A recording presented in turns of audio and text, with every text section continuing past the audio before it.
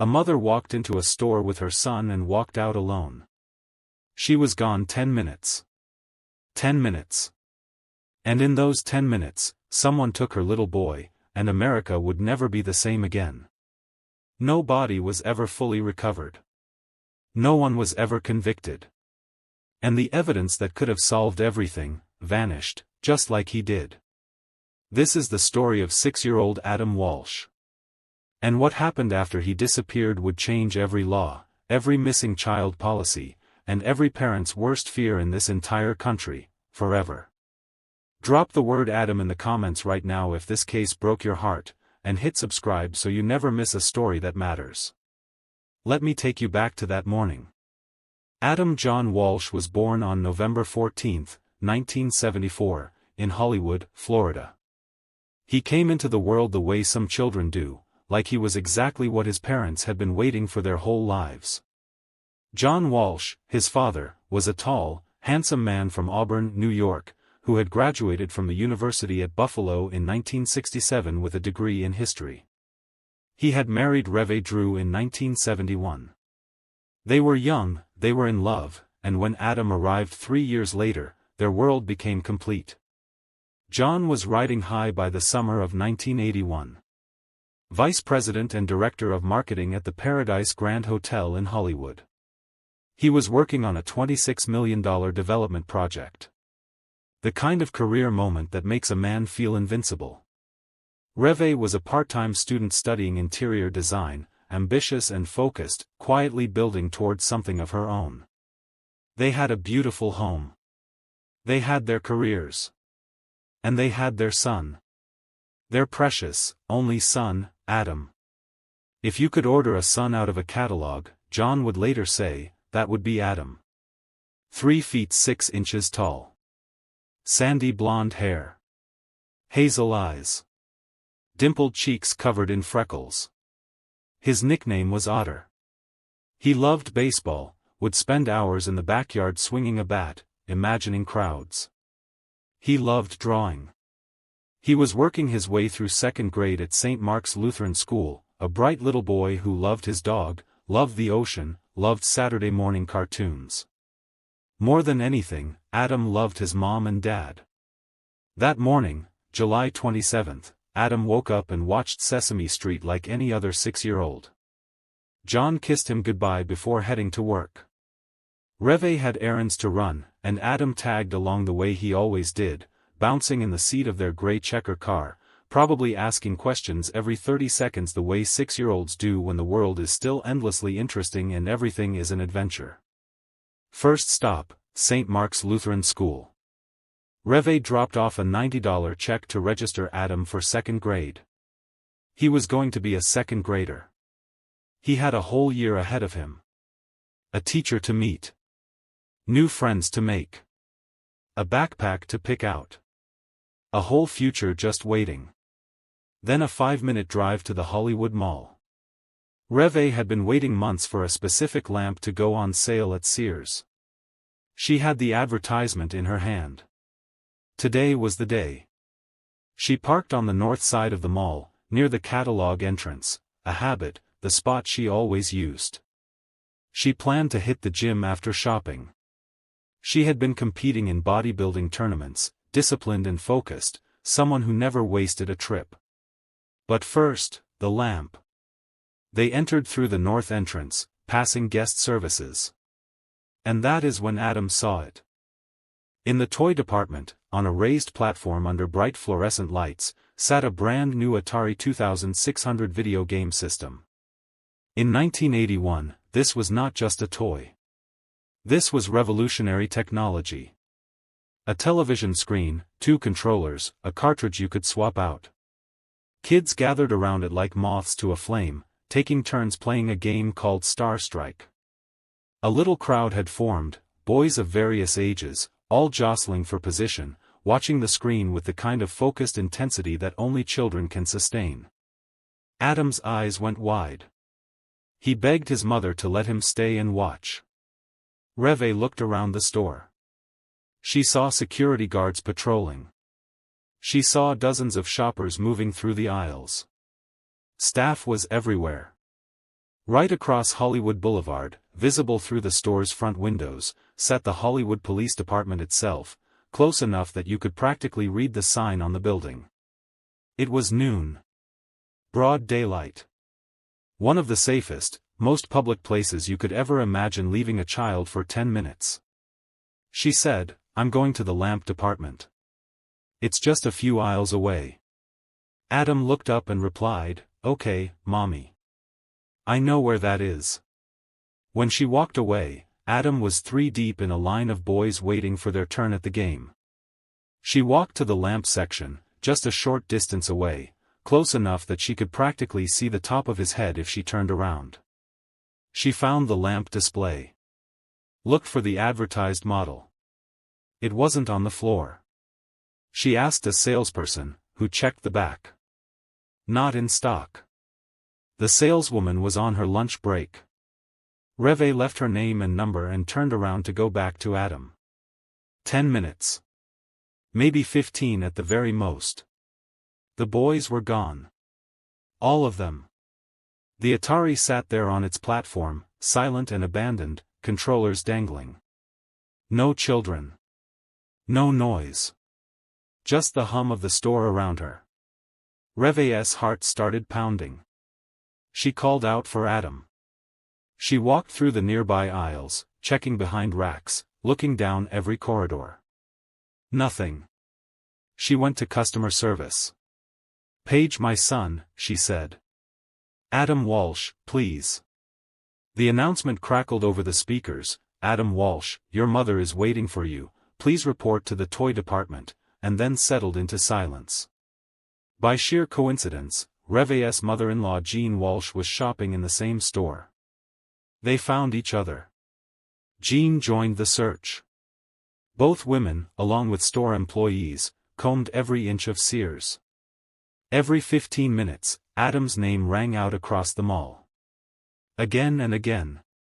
Dressing rooms checked. Restrooms checked. Stockroom doors opened. Every place a small boy might wander to or hide. Nothing. But here is what Reve didn't know. Here is what Sears refused to tell her. And here is where this story shifts from tragedy to something much darker, a cascade of decisions, each made by someone who thought they were doing the right thing, that together opened a door through which a monster walked. At approximately noon, just minutes after Reve had left Adam at that video game display, a fight broke out among the boys. 2 groups arguing over whose turn it was to play. The noise drew a store employee. A 17-year-old security guard named Kathy Schaefer was called to the scene. She was part-time, plain clothes, and untrained in proper protocol for handling minors alone in a store. She looked at the group of boys and made an assumption.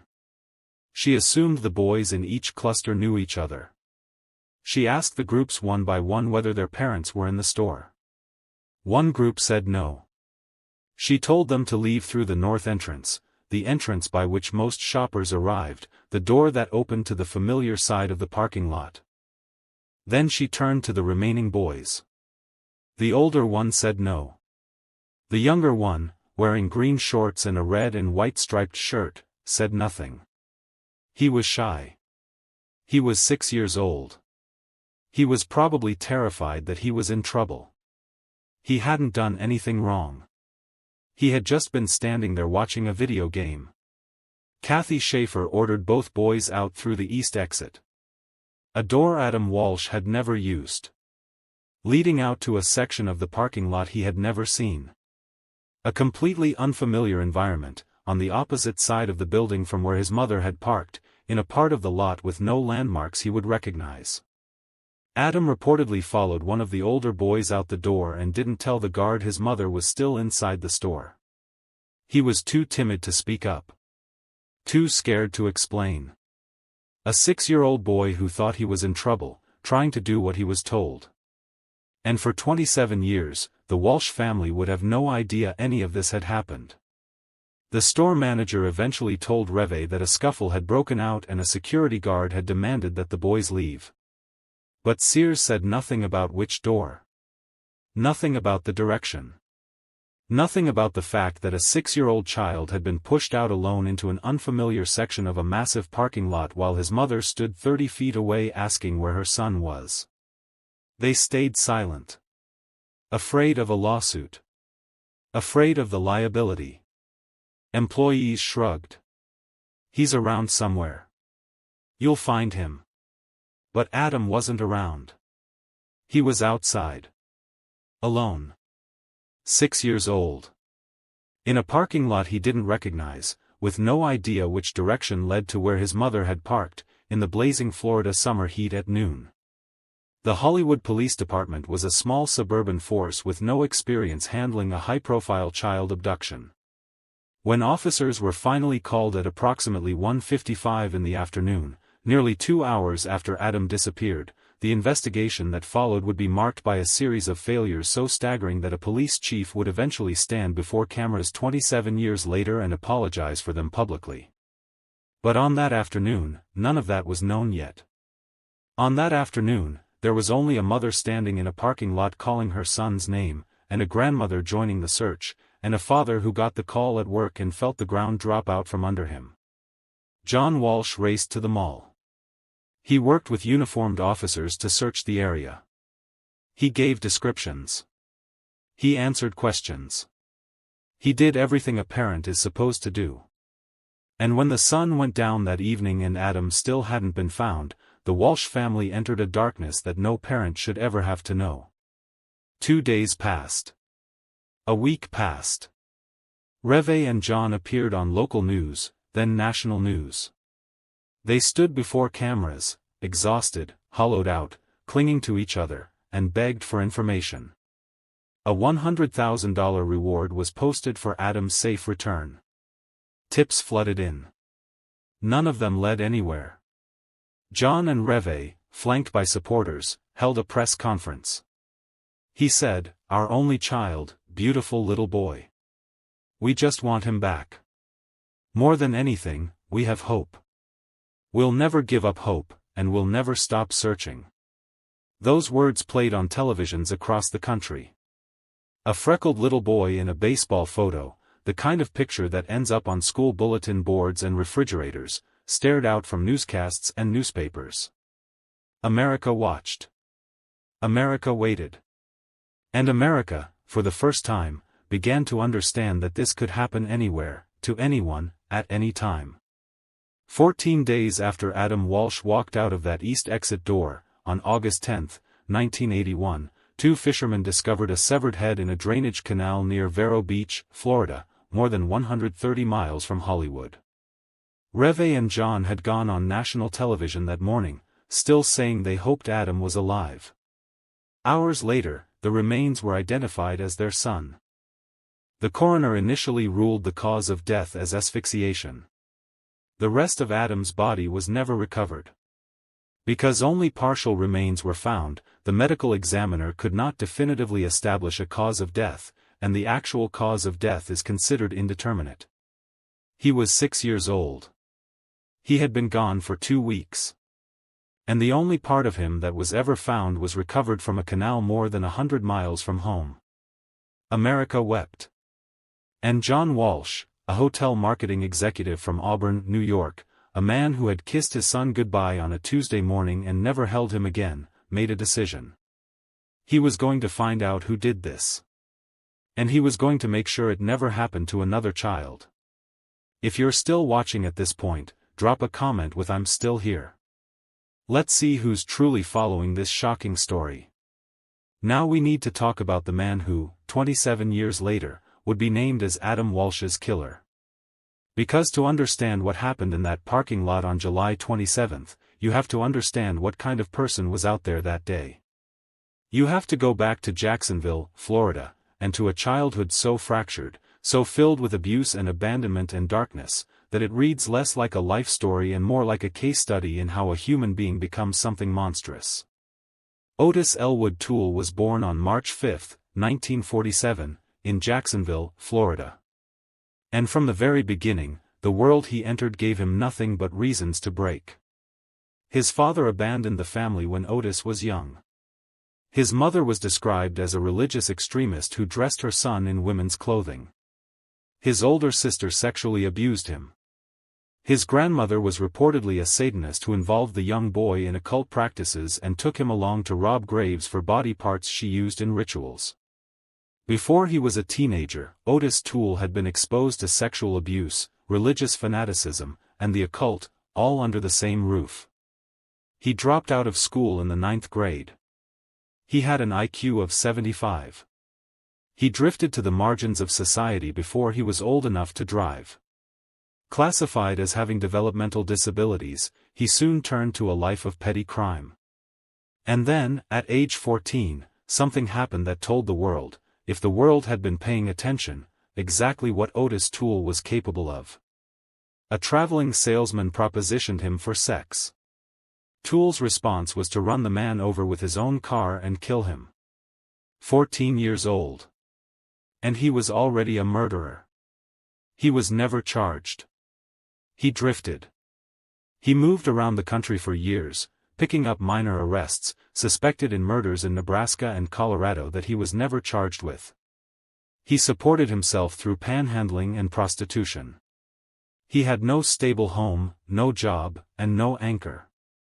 He was also a pyromaniac who later admitted that setting fires gave him sexual gratification. He was the kind of person who falls through every crack in every system, year after year, leaving a trail of damage behind him that no single agency ever connected into a picture they could act on. In 1976, Otis Toole was at a Jacksonville soup kitchen when he met a drifter named Henry Lee Lucas. Lucas had already served 10 years in prison for killing his own mother. The two men found in each other a twisted kinship rooted in shared histories of abuse, violence, and a complete disregard for human life. They became partners in every sense. Henry Lee Lucas and Otis Toole. Two of the most disturbing figures in American criminal history. Together, they traveled, committed crimes, and by their own accounts, killed across multiple states over several years. Lucas and Toole would eventually confess to more than 100 murders between them, claims investigators found wildly exaggerated in many instances, particularly for Lucas, whose timeline of crimes was mathematically impossible in several cases. But while Lucas became the more recognizable name, and while his confessions were increasingly dismissed as fabricated, many investigators who worked closely on Toole's cases maintained a different view. Toole, they said, was the real thing. A genuine, committed serial killer who had been operating long before anyone was looking for him. And in the spring and summer of 1981, something happened to Otis Toole's already precarious world that sent him spiraling even further. Toole's mother died in May of 1981, following surgery, and the loss hit him hard. He haunted the cemetery, sometimes at night. A short time later, his sister Drusilla died of a drug overdose, and her children were taken by authorities and placed in juvenile homes. Alone for once, with Lucas serving time for auto theft in Maryland, Toole brooded, drinking heavily and taking pills. He was in a dark place. Unmoored. Grieving in whatever distorted way a man like Otis Toole could grieve. And according to the confession he would give 2 years later, it was in this state, adrift, untethered, deliberately hunting, that he drove south from Jacksonville toward Hollywood, Florida, in a white 1971 Cadillac sedan DeVille with a damaged right bumper. It was July 27, 1981. What happened next comes almost entirely from Toole's own account, an account he gave, then took back, then gave again, in a cycle that would define the investigation for the next 2.5 decades. After Adam was pushed out of the east exit by the security guard, Toole spotted him in the parking lot near the front exterior of the Sears store. He lured the boy into his car with promises of toys and candy. Toole stated that Adam came willingly at first. But Adam soon wanted to go home and began to cry. As Toole drove north on Interstate 95 toward Jacksonville, Adam began to panic. Toole punched him in the face, but as this only made things worse, he then knocked Adam unconscious. While Adam was unconscious, Toole drove north on the Florida Turnpike to a deserted service road just north of the Raidbo Road overpass in northwest St. Lucie County. When Toole realized that Adam was still breathing, he strangled him to death with a seat belt, dragged him out of the car, and decapitated him with a machete. Toole also claimed to have incinerated the body when he returned to Jacksonville.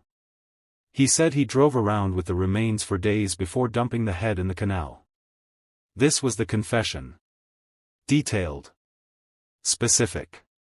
Matching autopsy findings in ways that disturbed even seasoned investigators. Toole's description of how he had decapitated Adam aligned with what forensic examination of the remains had indicated. There were things in that confession that only the person who had done it would know. And then the Hollywood Police Department destroyed their ability to prove any of it. In October of 1983, Toole was sitting in a Florida prison on unrelated arson charges when he told an investigator he had kidnapped a boy from a Florida mall and killed him.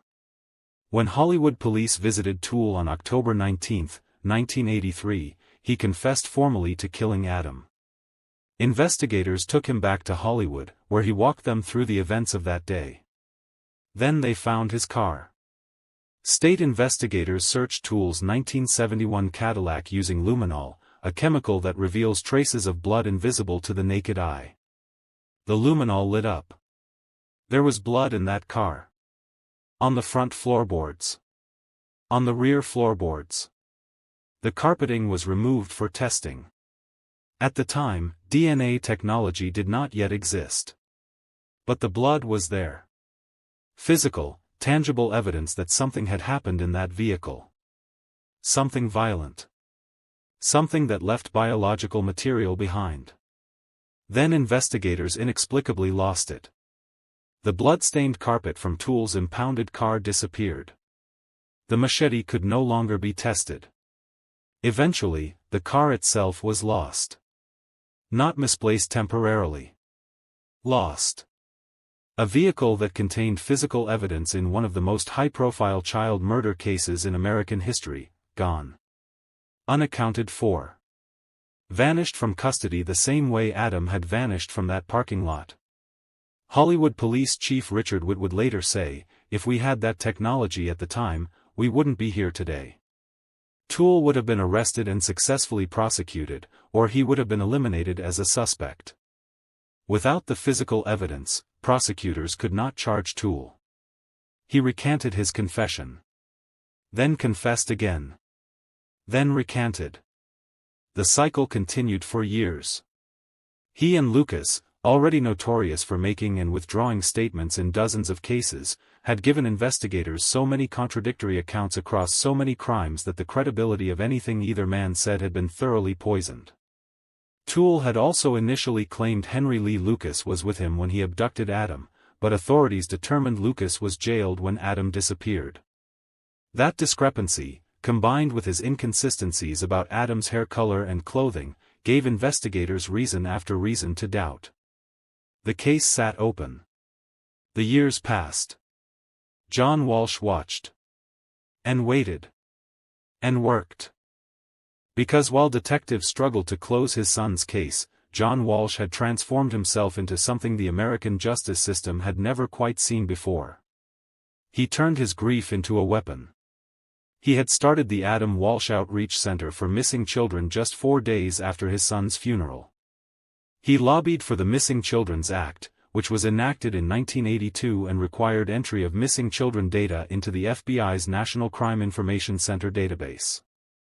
Before that law, you could enter stolen cars and stolen guns into the national database. You could not enter stolen children. John and Reve and other child advocates founded the National Center for Missing and Exploited Children in 1984 in a small office in Washington, D.C.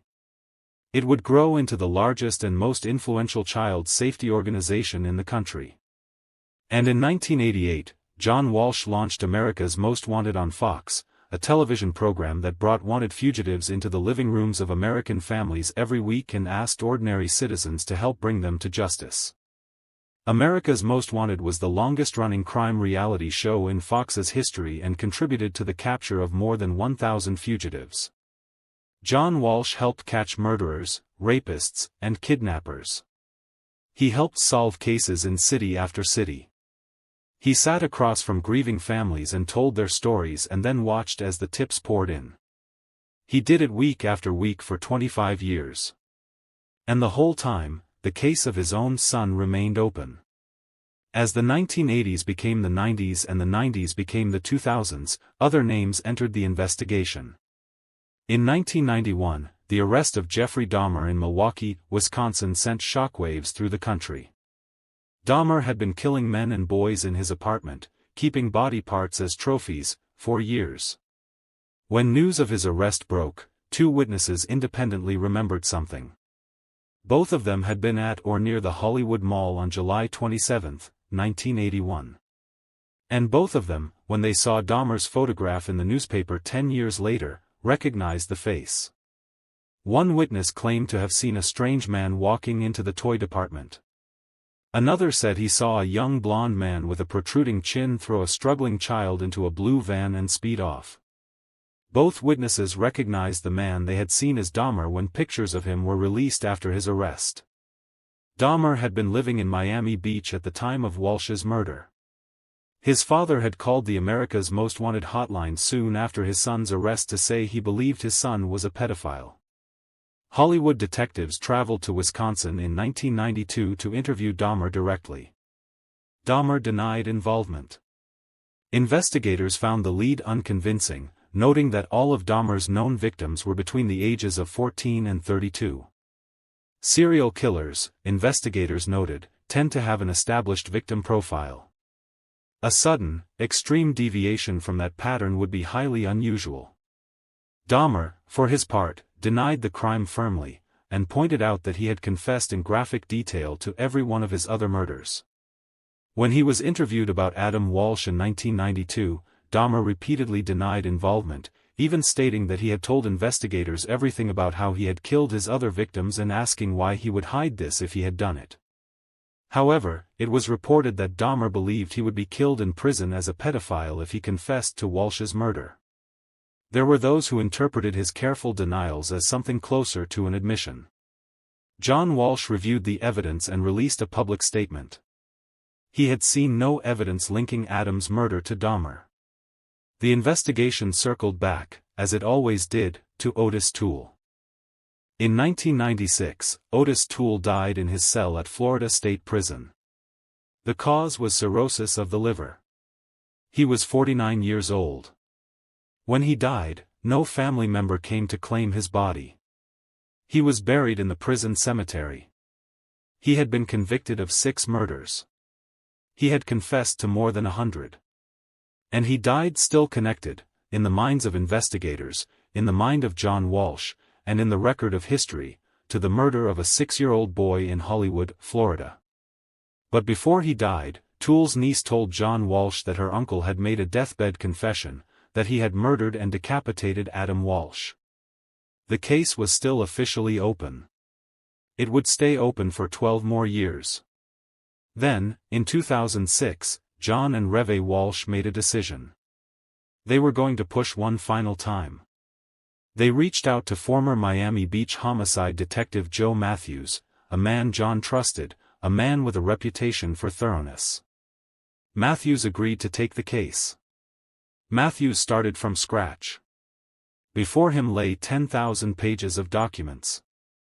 He was, as he later said, probably one of the very few people who ever read all 10,000 pages and put them in some sort of order.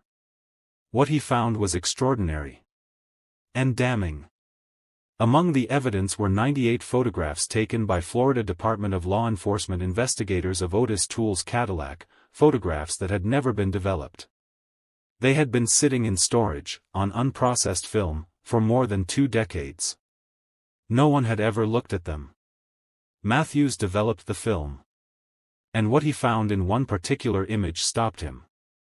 A photograph of the floor behind the driver's seat, examined under luminol, appeared to show the outline of a young child's face, traced in blood, pressed into the carpeting. The image, as Matthews described it, showed the blackened outlines of eye sockets, a mouth open in an oval of what could only be interpreted as pain or fear. It was the face of a child. Imprinted in blood on the floor of Otis Toole's car. Investigators had also found at Toole's home in Jacksonville a pair of green shorts and a sandal similar to what Adam was wearing on the day he disappeared. The evidence, reviewed in full by Matthews and presented to the Hollywood Police Department, was enough. On December 16, 2008, 27 years, 4 months, and 19 days after Adam Walsh walked into the Sears store, Hollywood Police Chief Chadwick Wagner stood before cameras and officially closed the Adam Walsh murder case. Otis Toole was named as the killer. Wagner acknowledged that his agency had devoted an inordinate amount of time seeking leads to other potential perpetrators rather than focusing on Toole, who had continued to be their only real suspect. He acknowledged numerous missteps and apologized to the Walsh family. John Walsh stood at that press conference, visibly emotional, and said the words that captured 27 years of agony in a single sentence. He said, "We needed to know. We needed to know. And today we know. The not knowing has been a torture, but that journey's over." Reve Walsh placed a small photograph of their son on the podium. A freckled little boy, holding a baseball bat, smiling. The boy they had ordered from a catalog.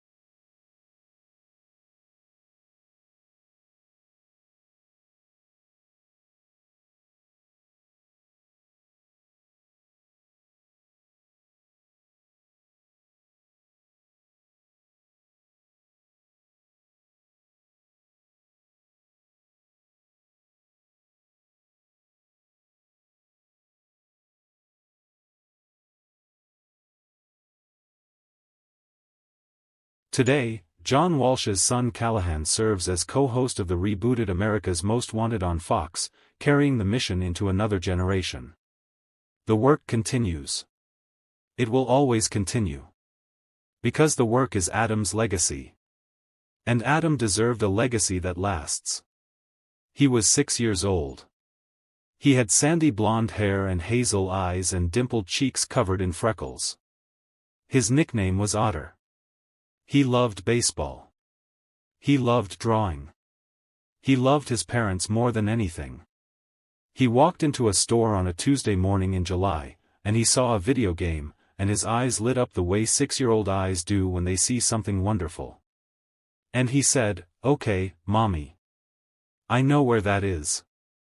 And then he was gone. But he is not forgotten. He will never be forgotten. Every child who comes home safe. Every predator whose face is posted on a national registry.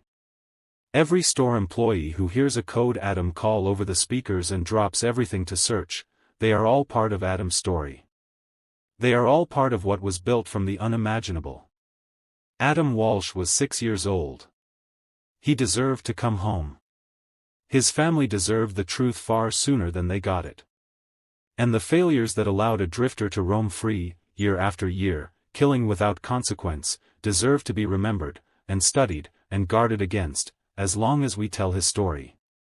So we keep telling it. Because these stories matter. Because the names matter. Because forgetting them is the only real way to lose them a second time. Adam John Walsh. Born November 14, 1974. Taken July 27, 1981. He was 6 years old. Remember his name. If this story moved you, please like this video, share it with someone who needs to hear it, and subscribe to this channel, because every view keeps Adam's memory alive and keeps the pressure on for justice everywhere. Drop a comment below telling us which part of this story hit you hardest. We'll see you on the next case.